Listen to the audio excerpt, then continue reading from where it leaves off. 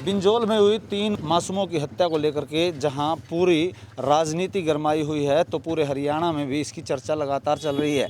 आज इसी कड़ी में आज बिहार से ओबीसी के जो है प्रभारी और पूर्व में सांसद नरेंद्र जी यहां पर पहुंचे हैं। उनसे जानने का प्रयास करेंगे कि आज यहां आए, परिजनों से मिले, किस तरह से वार्तालाप हुई और क्या स्थिति देखी आपने।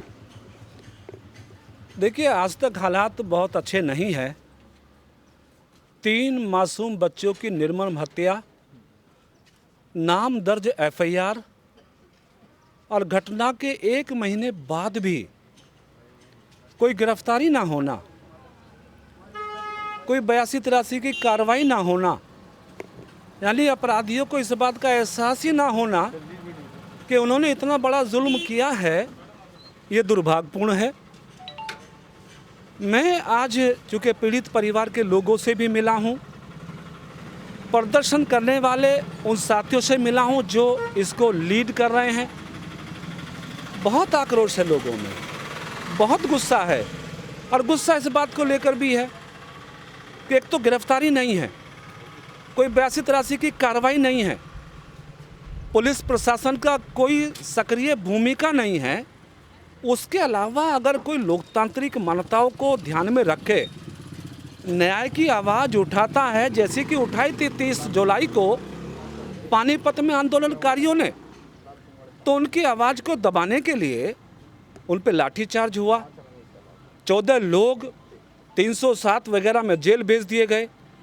अब आज इस बात का रोष लोगों में देखा है कि मुलजिम, तीरे हत्याकांड के मुलजिम गिरफ्तार नहीं हो सके, पुलिस के द्वारा निहत्थे लोगों पर लाठी चार्ज करने वाले आंदोलनकारियों को जेल भेज दिया।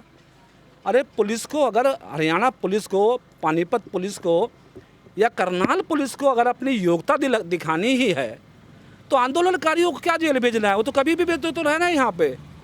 जिन्होंने 3 बच्चों को मारा है, 3 बच्चों की हत्या की है, उसके खिलाफ कार्रवाई ना करना, ये एक आक्रोश का विषय बना हुआ है, गुस्से का विषय बना हुआ है।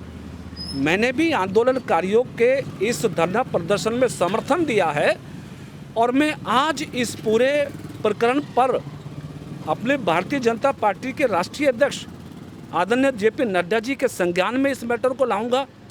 हमारे ओबीसी मोर्चा के राष्ट्रीय अध्यक्ष दारा सिंह चौहान साहब के संज्ञान में इस मुद्दे को लाऊंगा, और सरकार में और संगठन में बैठे जो शीर्ष लोग हैं उनसे भी इस मुद्दे पे बात करके उनसे भी इस बात का अनुरोध करूंगा कि निहत्थे आंदोलनकारी जो निर्दोष जेल में बंद हैं, उनकी रिहाई बिना शर्त के, बिना जमानत के होनी चाहिए, और जो दोषी अभी तक पुलिस की गिरफ्त से बाहर हैं उनको जेल में होना चाहिए।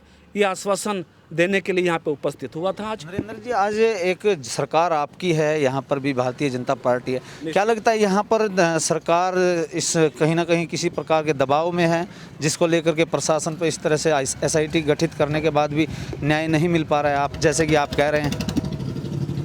न्याय में देरी हुई है, और न्याय देर से हो तो न्याय नहीं होता। सरकार दबाव में है या नहीं ये तो मैं नहीं कह सकता, लेकिन पुलिस दबाव में ज़रूर है। और हम चूँकि अब आज ये सारा मैटर संज्ञान में आया है, अपने हरियाणा प्रदेश की सरकार से भी इन लोगों की भावनाएं उनके सामने मुख्यमंत्री जी से बात करेंगे। और मैं तो इस मत तक पहुंच रहा हूं कि अब ये घटना सामान्य घटना नहीं, पहले भी सामान्य घटना नहीं थी, और जैसा पुलिस का 1 महीने का कारगुजारी है, लोगों की ये फीडबैक आ रही है कि पुलिस से हमें न्याय की उम्मीद नहीं है। लोगों की मांग अब ये उठने लगी है कि इस पूरे प्रकरण की जांच अब सीबीआई को करनी चाहिए। यानी ये मैटर अगर सीबीआई को ट्रांसफ़र होता है तो निश्चित फिर कितना ही बड़ा, कितना ही असरदार आरोपी क्यों ना हो, शायद वो गिरफ्त से नहीं बच पाएगा। तो आज जो एक नई बात निकली है सीबीआई जांच की, तो मैं भी अपने मुख्यमंत्री जी को लिखूँगा, गृह मंत्री जी को लिखूँगा, और कोशिश करेंगे कि इस मसले की जाँच सीबीआई को ट्रांसफ़र हो, या जैसे भी हो, बहरहाल 3 बच्चों को न्याय मिले, आंदोलनकारी जो जेल में बेचारे हैं कई दिन से, उनकी रिहाई हो, ये सब प्रयास हमें करना है। मैं आपको फिर भी यही बात दोहरा रहा हूँ कि सरकार आपकी होने के बावजूद ऐसा नहीं लगता कि प्रशासन पर उसकी पकड़ नहीं है, या फिर प्रशासन हावी होता जा रहा है? प्रशासन की जो गतिविधि अभी तक है, निश्चित वो संदेहात्मक है, और हमारी सरकार को पुलिस के इस संदेहात्मक कार्रवाई पे ज़रूर नोटिस लेना चाहिए, संज्ञान लेना चाहिए। और मैं भी अपने मुख्यमंत्री जी को इस विषय में अवश्य कहूँगा कि हमारी पुलिस की जो कारगुजारी है, ख़ास तौर से पानीपत ज़िले की पुलिस की, उसको संज्ञान लें।